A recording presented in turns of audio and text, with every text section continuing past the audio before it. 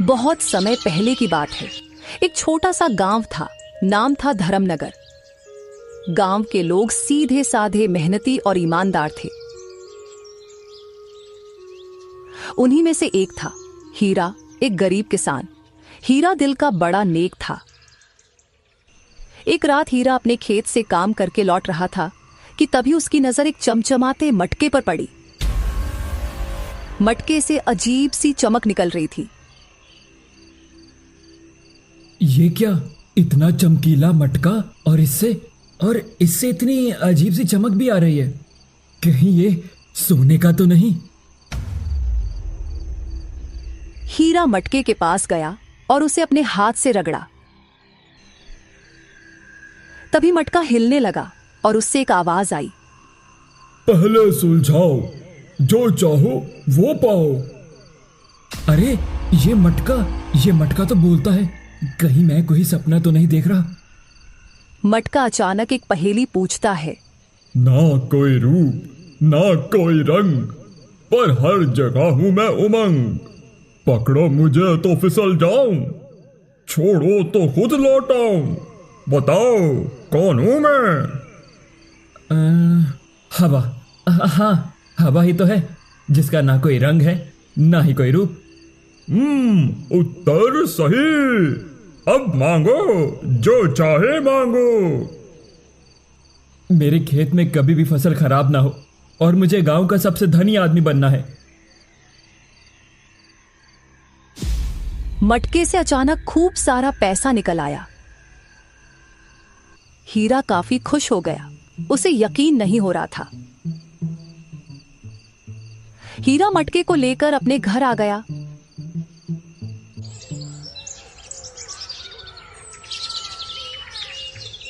कुछ ही दिनों में हीरा गांव का सबसे धनवान व्यक्ति बन गया। उसके खेतों की उपज पहले से ज्यादा हो गई थी। पर इसी गांव के जंगल के किनारे एक खतरनाक डाकू जग्गा रहता था। वो हीरा की बढ़ती दौलत देख जल गया। ये किसान पहले भूखा मरता था, अब सोने की थालियों में खाता है। अचानक हीरा के पास इतनी संपत्ति आई कहां से? जरूर कोई चाल है। आज रात उसके घर से सब कुछ छीन लूंगा। उसी रात जग्गा डाकू हीरा के घर डाका डालने जाता है। वह देखता है कि घर में कोई भी नहीं है। हीरा और उसका परिवार किसी काम से शहर गया था। थोड़ी देर बाद जग्गा की नजर मटके पर पड़ी। वो चकित रह गया। ये तो सोने का मटका है। लगता है इस हीरा का हाथ कोई खजाना लगा है। चलो इसे मैं ले चलता हूं। जग्गा मटका लेकर अपनी गुफा में गया। मटका सोने का है या नहीं, इसका पता लगाने के लिए जग्गा मटके पर हाथ रगड़ता है। अचानक मटके से फिर से आवाज आई, पहले सुलझाओ, जो चाहे वो पाओ। अरे ये तो बोलता है। अच्छा, अब समझा उस हीरा के इतने तेजी से धनवान होने का राज। ये रहस्यमय मटका है।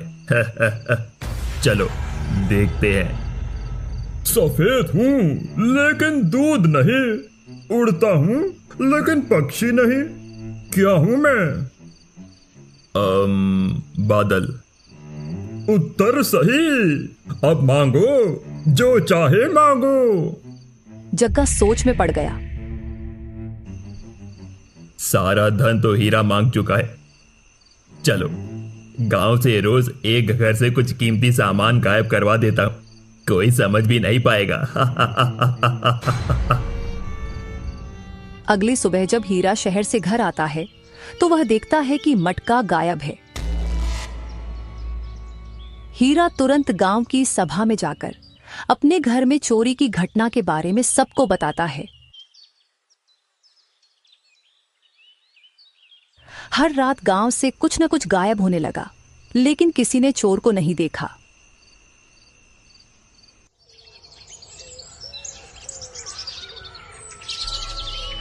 सुबह गांव की पंचायत बुलाई गई। गांव में चोर घुस गया है।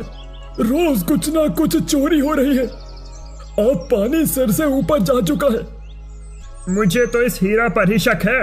उसी के घर में से ये सब कारनामा शुरू हुआ था और सबको पता है यहाँ कोई रातों रात धनवान बन जाता है। मैंने कुछ नहीं किया। हाँ, मुझे एक मटका मिला था। उसी मटके की वजह से मैं इतना धनी हुआ हूं। लेकिन वो मटका भी मेरे घर से किसी ने चुरा लिया है। मैं खुद इस चोरी से परेशान हूं। अब तो इस समस्या का समाधान साधु बाबा ही बता सकते हैं। साधु बाबा को बुलाया गया। वो वर्षों से तपस्या में लीन थे, इसलिए उनके पास ऐसी शक्तियां थीं जो कुछ भी कर सकती थीं। मुझे सब दिखाई दे रहा है। वो मटका जो हीरा को मिला था अब जग्गा डाकू के पास है। वही इसे गलत कामों में इस्तेमाल कर रहा है और पूरे गांव में चोरी करवा रहा है। कोई उसके पास नहीं जा सकता बाबा। जो जाएगा वो जिंदा वापस नहीं आएगा। अब आप ही कुछ समाधान निकालिए ना।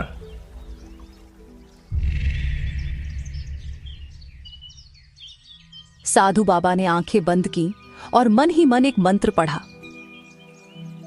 अचानक वो मटका जग्गा डाकू की गुफा से गायब होकर साधु के सामने आ गया।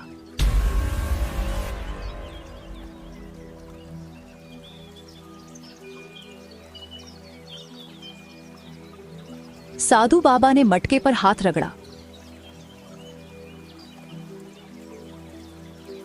पहले सुलझाओ, जो चाहे वो पाओ। ना मैं चीज, ना मैं इंसान, ना मेरा कोई नाम या स्थान। मैं आऊं तो सब डर जाएं, पर मैं कभी दिखाई ना दूं। बताओ कौन हूं मैं? परछाई। उत्तर सही। अब मांगो। गांव का जो भी चोरी हुआ सामान है सब गांव वालों के वापस पहुंचा दो और जग्गा चाहे जहां भी हो सीधे जेल पहुंच जाए। गांव वालों के घर में गायब हुआ सारा सामान वापस प्रकट हो गया। उसी वक्त जग्गा डाकू जेल में बंद हो गया। जग्गा को जेल में बंद देखकर पुलिस वाला भी खुश हो गया। पुलिस कई दिनों से जग्गा की तलाश में थी। अब ये मटका फिर किसी के हाथ ना लगे। इसे हम नदी में बहा देते हैं।